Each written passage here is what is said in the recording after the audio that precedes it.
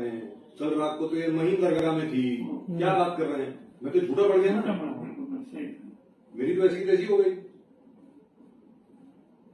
अगर ऐसा करेंगे तो नहीं सर, समझा दूंगा मैं बहुत एकदम। उनको बोलो हमारे साथ बिल्कुल सच बोले, और यहाँ पर बोल के गए एक पैसा नहीं है, ये नहीं है, वो नहीं है, वो नहीं है, और उनके घर से कितना माल मिला है आपको भी मालूम है। ऐसा मत करो, नहीं सर, इस पर मैं बहुत समझा रहा हूँ। उनको बोलो सीरियसली मैटर को लो। ये मैटर अभी ये जो आप लाए, कितना लाया आप अभी? 5। ये अभी बिगनिंग है, इससे अभी प्रोसेस शुरू होगा, समझ गए? और ये अगर आप पहले डिलीवर करते तो बड़े आराम से अभी तक हो जाता, कोई टेंशन नहीं है। आपकी जगह पे वो बैठी होती यहाँ पे दोनों। कोर्ट की प्रोसीडिंग में बार बार ये बात आई कि आर्यन खान को वो स्वयं उस क्रूज पे कोई टिकट निकाल के नहीं गया, उसे प्रतीक गाबा और आमिर फर्नीचर वाला के जरिए वो वहाँ गया। मैं सीधे बताना चाहता हूँ कि ये पूरा मामला किडनैपिंग का और रैंसम का है। मोहित कंबोज के साले की जरिए ट्रैप लगाई गई, वहाँ आर्यन खान को पहुँचाया गया और किडनैप करके 25 करोड़ की फिरौती मांगने का खेल शुरू हुआ। डील 18 करोड़ में हो गई, 50 लाख रुपए उठाए गए, लेकिन एक सेल्फी ने पूरा खेल बिगाड़ दिया। ये सच्चाई है। जो किडनैपिंग का मास्टरमाइंड है वो मोहित कंबोज है। उगाई के खेल में मोहित कंबोज ये वानखेड़े का साथी है।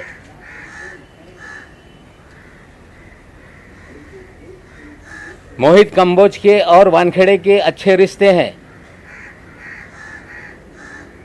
मोहित कंबोज इस शहर में 12 होटल चलाता है। मोहित कंबोज अपने होटल चलाने के लिए बगल के होटलों पे वानखेड़े के जरिए कुणाल जानी नाम का एक होटेलियर है जो बास्किन नाम का होटल चलाता है। उसके बगल में ओपा नाम का एक होटल कंबोज ने खोला, और बास्किन जो पूरे शहर के क्रीम लोगों के लिए एक इटरी है, उसके मालिक के ऊपर फर्जी मामला बना दिया ताकि बास्किन बंद हो जाए। हमने कहा था कि कंबोज के और वानखेड़े के रिश्ते हैं। जल्दी इनकी मीटिंग की वीडियो रिलीज करेंगे। नसीब इनका अच्छा है कि एक कब्रिस्तान को लेके वानखेड़े साहब बोल रहे थे कि कोई मेरा पीछा कर रहा है। मेरी प्रेस कॉन्फ्रेंस जब 6 तारीख के दिन हुई, 7 तारीख के दिन कंबोज और वानखेड़े ओशीवीरा कब्रिस्तान के बाहर मिले। हाँ, हम लोग ढूंढ रहे थे कहीं सीसी फुटेज हमारे हाथ लग जाए। वहाँ के रहिवासियों ने मुझे जानकारी दी थी कि एक गाड़ी आई थी जिसमें कुछ बॉडीगार्ड थे। एक दाढ़ी वाला व्यक्ति था, उनसे मिला था। इनका नसीब अच्छा है कि वो पुलिस का सीसीटीवी बंद था, हमें वो मीटिंग का सीसीटीवी नहीं मिल पाया। और वानखेड़े साहब घबराहट में ये कंप्लेंट दर्ज कराने चले गए कि कोई मुझे पीछा कर रहा है।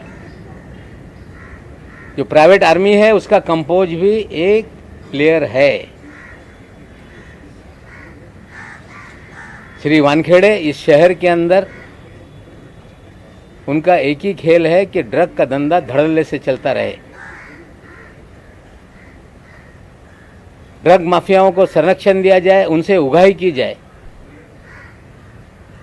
और कौन लोग कंज्यूम करने वाले लोग हैं, जो नशे के लत के आदी हैं, बड़े घर के लोग, फिल्म जगत के लोग, उनकी जानकारी हासिल की जाए। उन्हें डराया जाए और हजारों करोड़ की उगाही की जाए। ये खेल वानखेड़े इस शहर में खेल रहे हैं। 18 करोड़ का मामला इस्टेब्लिश हो गया है।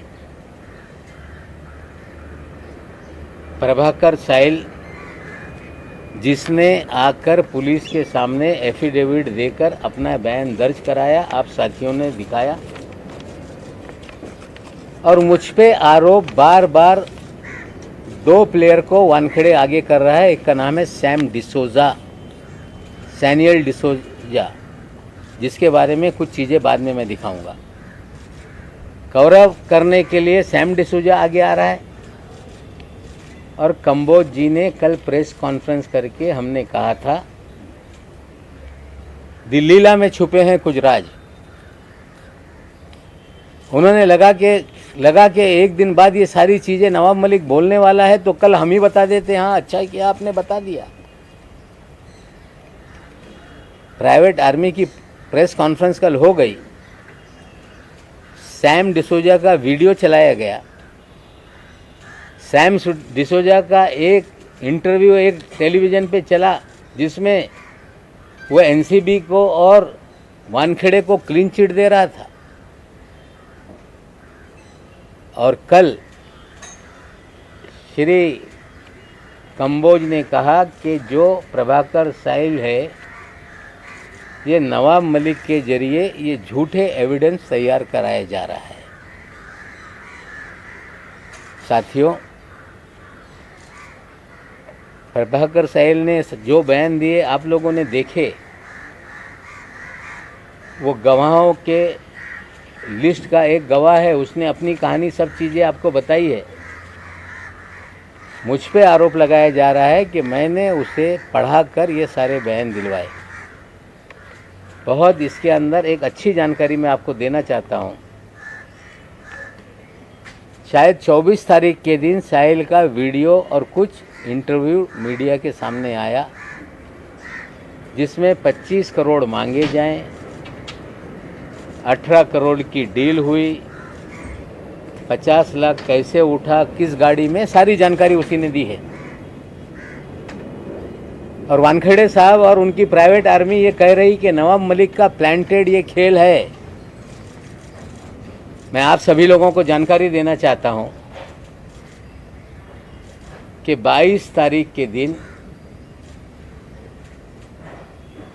मुझे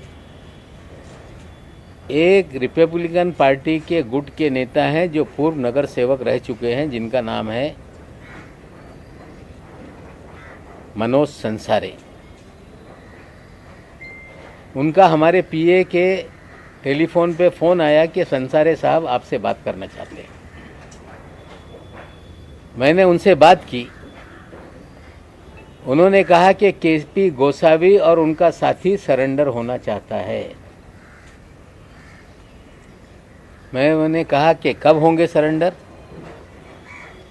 उन्होंने कहा कि आज शाम तक, रात तक वो आएंगे और मैं आपके पास लेके आता हूँ। ये जानकारी मिलने के बाद मैं माननीय मुख्यमंत्री के पास उसी दिन जाने वाला था। मुख्यमंत्री जी को ये जानकारी मैंने दी कि मुझे फ़ोन आया था मनोज संसारे जी का, और संसारे साहब ने कहा कि केपी गोसावी और उनका साथी सरेंडर होना चाहता है। हमें लग रहा था कि केपी गोसावी और मनीष भानुशाली ये सरेंडर होना चाहते हैं, क्योंकि ये दो चेहरे हमने एक्सपोज किए थे। मुख्यमंत्री जी ने कहा कि मैं जा रहा हूँ मीटिंग में, मैं डीजीपी पांडे साहब को बोलता हूँ कि आपसे बात कर लें। मुख्यमंत्री निवास पे पांडे साहब आए। मैंने उन्हें ये सारी जानकारी दी और पांडे साहब ने कहा कि पूना में वो फरार है, पालघर में वो फरार है, तो पालघर की टीम बुला देते हैं और रात में आएगा तो उनको हम अरेस्ट कर लेंगे। पालघर के एसपी साहब मुंबई में बीकेसी के जो साइबर सेल है वहाँ पे टीम लेकर आ गए थे। रात में मुझे फ़ोन आया कि आपने कहा था कि केपी गोसावी और उनका साथी सरेंडर होना चाहता है, टीम है, कहाँ है आप बताइए। मैंने कहा कि मैं 5 मिनट बाद आपको जानकारी देता हूँ। मैंने मनोज संसारे जी को फ़ोन लगाया। संसारे जी ने कहा कि उनका फ़ोन बंद आ रहा है, वो नहीं कहाँ है पता नहीं चल रहा है। अब सुबह देखते हैं वो लोग आते हैं कि नहीं। मैंने पांडे जी को कह दिया कि शायद रात में वो लोग नहीं आएंगे, कल सुबह तक इंतज़ार कर लीजिए, अगर आ गए तो मैं उनको आपके सामने हाजिर करा दूँगा। सुबह मैं संसारे साहब को फ़ोन लगाया, कोई मुझसे संपर्क नहीं हो पाया और मैंने कोई डीजीपी साहब से बात नहीं की।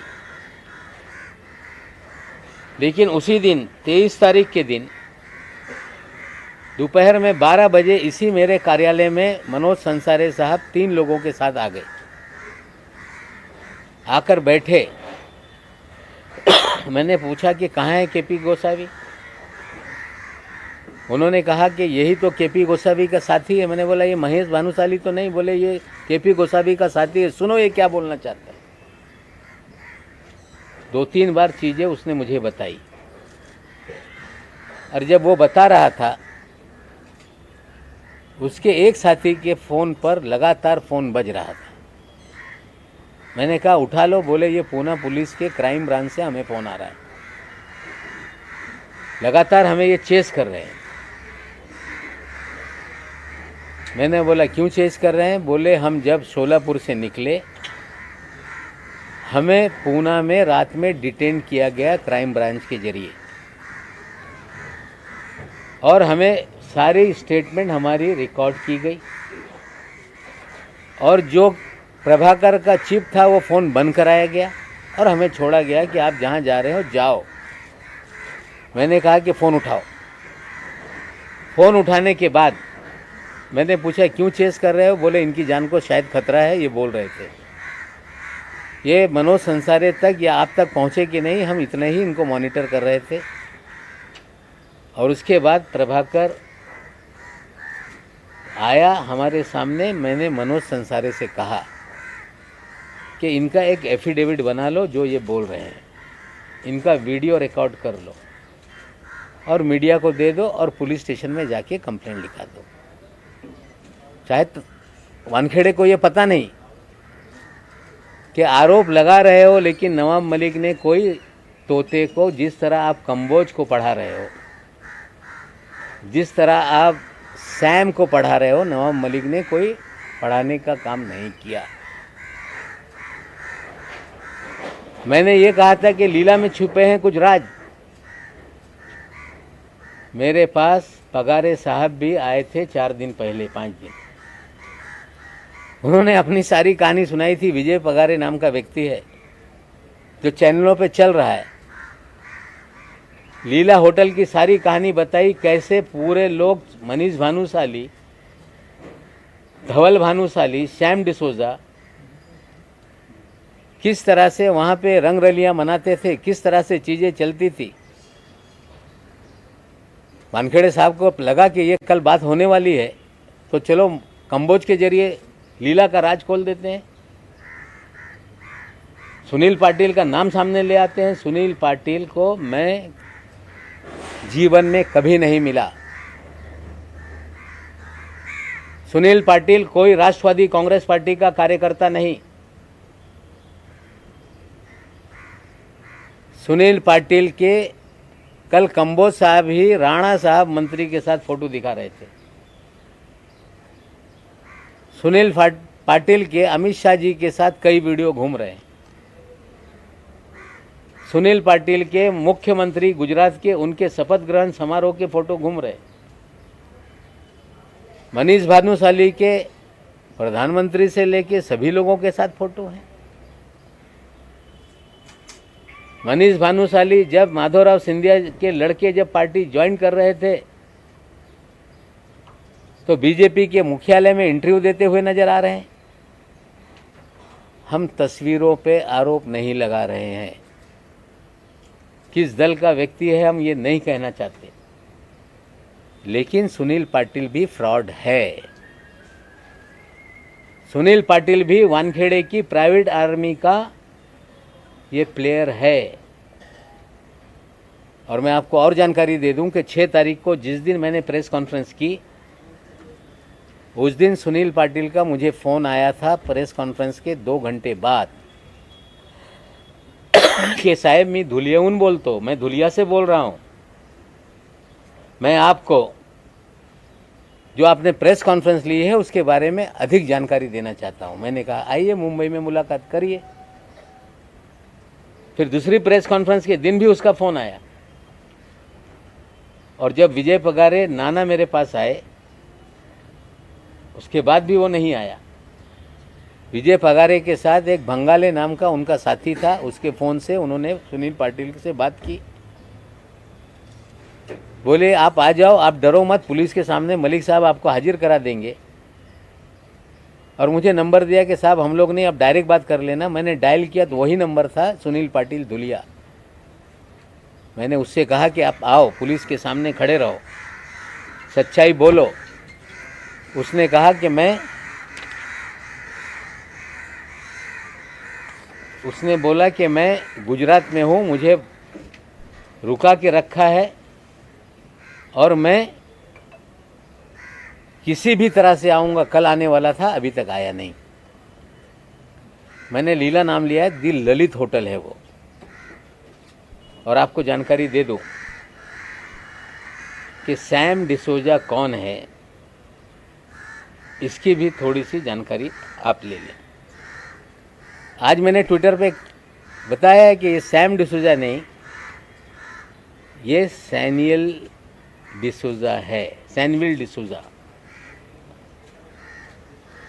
एक केस हुआ था, वीड बेकरी केस, जिसमें सचिन टोपे नाम के एक मियाँ बीबी को गिरफ्तार किया गया। उसमें 5 एक्यूज हैं, जिसमें 4 गिरफ्तारी हो गई। 5वां एक्यूज है सैम डिसोजा। सैम डिसोजा के गूगल पे से सचिन टोपे की बीबी को पेमेंट हुए सारे लिंक हैं। 23 जून के दिन सैम डिसूजा को एक नोटिस दी जाती है कि आप आके कार्यालय में एनसीबी में मिलो। उसके बाद एक हमने टेलीफोनिक कन्वर्सेशन भी आपको दिखाया है, जो ट्विटर पे हमने डाला है। ये दोनों चीजें जरा दिखा दो। कर रहे हैं, कल रात को तो ये महीन दरगाह में थी, क्या बात कर रहे हैं? मैं तो झूठा पड़ गया ना, मेरी तो ऐसी तैसी हो गई। अगर ऐसा करेंगे तो नहीं सर, समझा दूंगा मैं बहुत एकदम। उनको बोलो हमारे साथ बिल्कुल सच बोले, और यहाँ पर बोल के गए एक पैसा नहीं है, ये नहीं है, वो नहीं है, वो नहीं है, और उनके घर से कितना माल मिला है आपको भी मालूम है। ऐसा मत करो, मैं सर इस पर मैं बहुत समझा रहा हूँ। उनको बोलो सीरियसली मैटर को लो। ये मैटर अभी ये जो आप लाए, कितना लाया आप अभी? 5, ये अभी बिगनिंग है, इससे अभी प्रोसेस शुरू होगा, समझ गए? और ये अगर आप पहले डिलीवर करते तो बड़े आराम से अभी तक हो जाता, कोई टेंशन नहीं है। आपकी जगह पे वो बैठी होती यहाँ पे दोनों।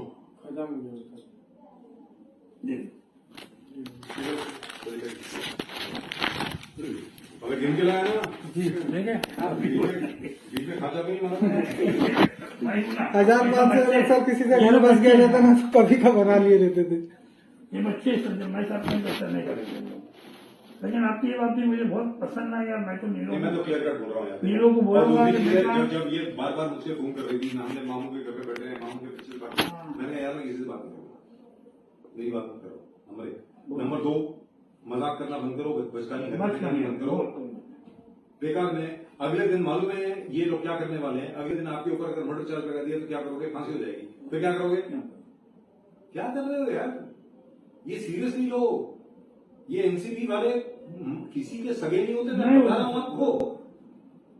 आप घर क्या रहे, मतलब मेरे को समझ में नहीं आ रहा। उस टाइम पे अगर बात मान लेते, पूरा मैटर पूरा क्लोज कर देते, जब तक मुलाकात हुई है, जब चल रहा था तो मानना ही चाहिए था ना। मेरे सामने क्लियर कट बोला कि आपको तकलीफ होने वाला है, तो इसके बाद भी हम लोग वो कॉन्फिडेंट थी, रुबीना बहुत वो कॉन्फिडेंट थी।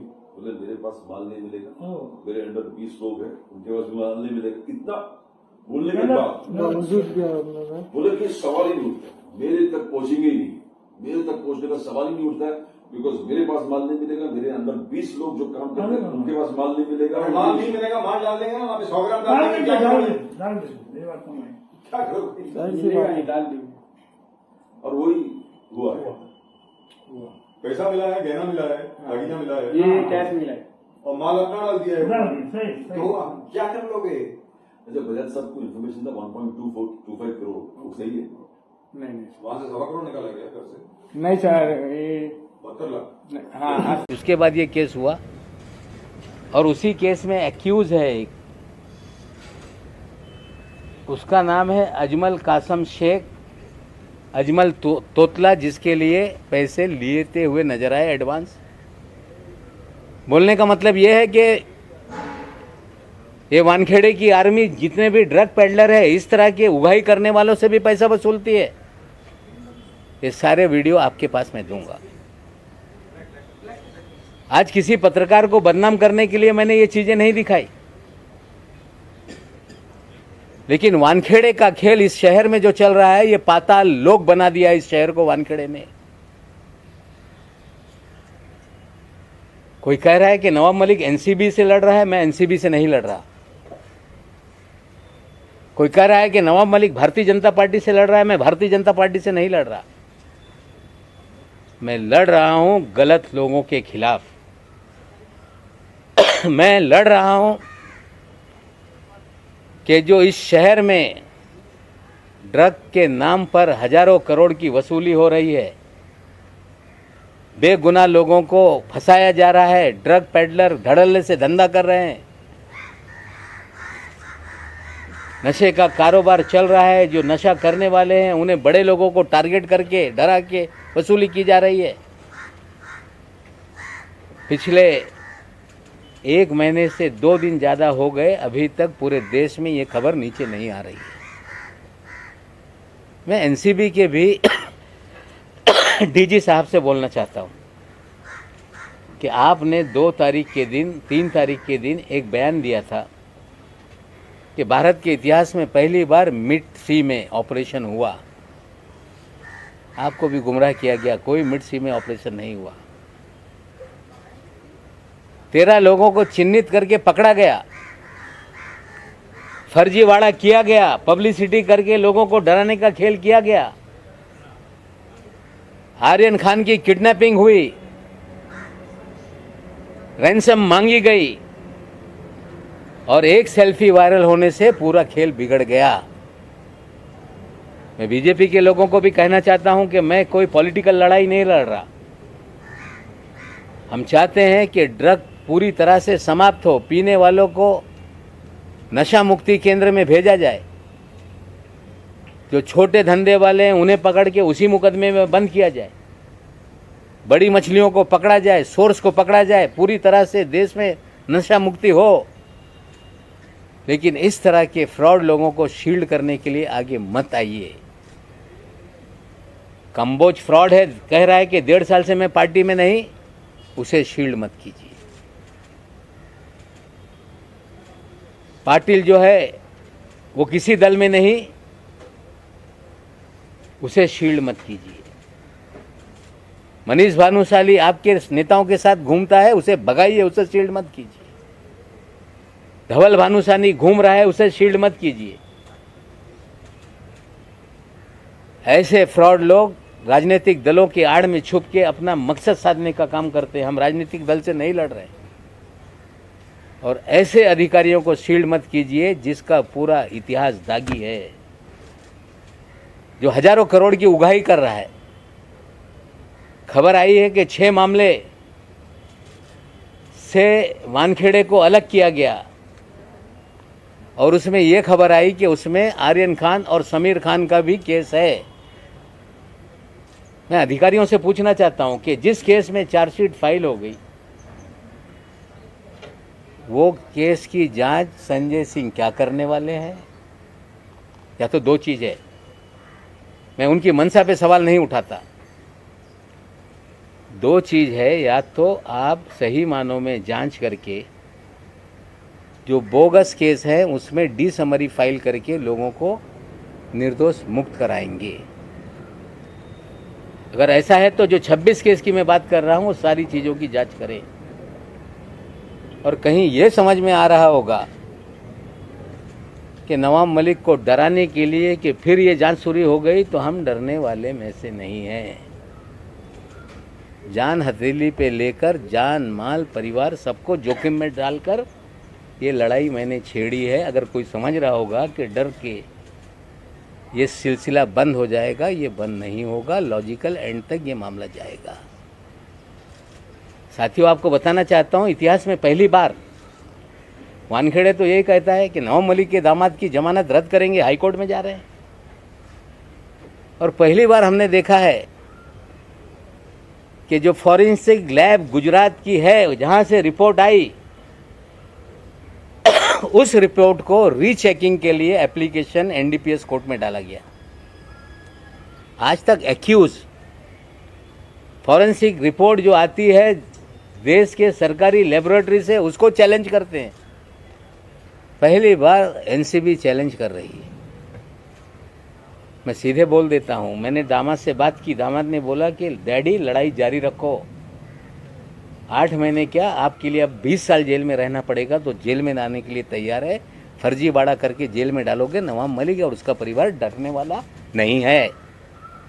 लड़ाई नाइंसाफी के खिलाफ है। लड़ाई बेगुनाहों को जो जेल में डाल रखा है उनको छुड़ाने के खिलाफ है। लड़ाई हजारों करोड़ का एक्सटॉर्शन जो शहर में हो रहा है उसके खिलाफ है। मैं बीजेपी से भी हाथ जोड़ के विनती करता हूं कि फ्रॉडों को शील्ड करने का काम ना करो। और एनसीबी के भी अधिकारियों को कहता हूं कि गंदी मछली निकाल कर फेंक दो। ये चंडाल चौकड़ी मुंबई के जोनल ऑफिस में है। समीर वानखेड़े, वीवी सिंह, आशीष रंजन और एक वानखेड़े का ड्राइवर है माने। ये चंडाल चौकड़ी ने ही पूरा डिपार्टमेंट का नाम खराब किया है। और आप नहीं करेंगे तो 2 एसआईटी फॉर्म हो गई है, एक राज्य सरकार की, एक केंद्र सरकार की। हमारी मांग है 26 मामलों की जांच करो, निर्दोषों को छोड़ो, समीर वानखेड़े की जांच करो। अगर आपकी एसआईटी नहीं करेगी तो किडनैपिंग और रैंसम का मामला तो इस्टेब्लिश हो गया है। धीरे धीरे लोग सामने आ रहे हैं। जांच है, मैं नहीं कहता किसी को नाजायज फंसा दो, लेकिन किडनैपिंग और रैंसम के मामले में जो भी गुनहगार हैं, चाहे गोसावी होगा, चाहे भानुशाली होगा, चाहे सुनील पाटिल होगा, चाहे धवल भानुशाली होगा, चाहे प्रभाकर सहल होगा, चाहे वानखेड़े होगा, वीवी सिंह होगा, निश्चित रूप से सत्य सामने आएगा, सत्य की जीत होगी। और जब तक ये लॉजिकल एंड तक विषय नहीं जाता, मैं रुकने वाला नहीं हूँ।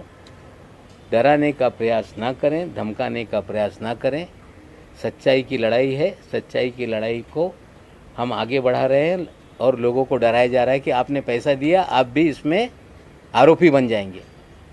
विक्टिम कभी आरोपी नहीं होता। किसी को डरा के पैसा लिया जाए तो डर के लोग पैसा देते हैं। शाहरुख खान को डराया जा रहा है कि तुमको आरोपी बना देंगे, पैसा तुमने दिया है। They are victims. जो सारे विक्टिम हैं उनको बोलता हूं, खुलकर सामने आओ, डरो मत। जो लड़ाई में आगे बढ़ा रहा हूं उसके अंदर मेरा साथ दो। और मुझे पूरा विश्वास है ये लड़ाई आगे तक जाएगी। और जिस तरह से देश के मीडिया ने इस लड़ाई को आगे बढ़ाया है, आशा करता हूं कि अंतिम लड़ाई के अंत तक ये मामला आपके सहयोग से आगे चलेगा। धन्यवाद। वो चांडाल चौकड़ी कौन सी है, एक बार फिर से नाम बता दीजिए और क्या इन्वॉल्वमेंट है सीधे तौर पे? 4 लोग हैं चंडाल चौकड़ी, जिनकी प्राइवेट आर्मी है।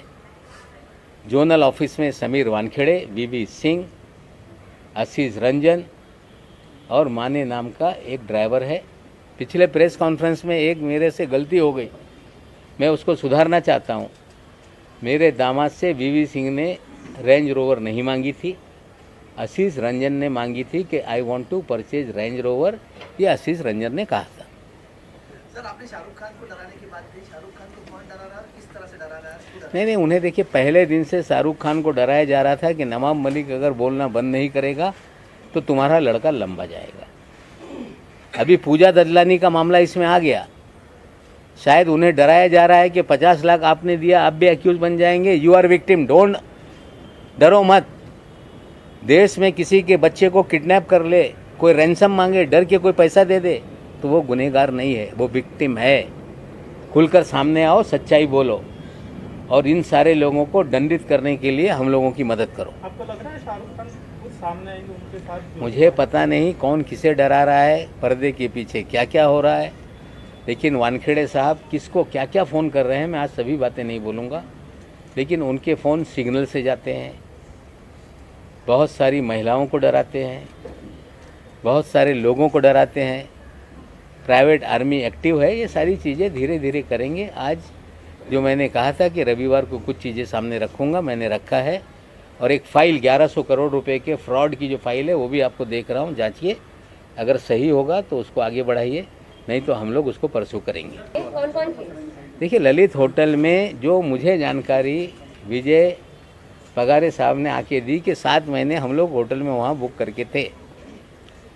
वहाँ पे विलास भानुशाली, मनीष भानुशाली, धवल भानुशाली, श्याम डिसोजा और बहुत सारे लोग आते थे। वहाँ पे लड़कियाँ भी आती थी, वहाँ ड्रग भी पिया जाता था, वहाँ पैसे भी आते जाते थे। ये सारी जानकारी मुझे विजय पगारे साहब ने दी थी, जो मैं बताने वाला था, लेकिन कल हड़बड़ाहट में वानखेड़े साहब के प्रवक्ता ने चीज़ें दे दी। उन्होंने कुछ व्हाट्सएप के स्क्रीनशॉट दिए जो सैम डिसोजा और सुनील पाटिल के बीच के थे। हमें लगता है चोर अपने जाल में खुद फंस रहा है।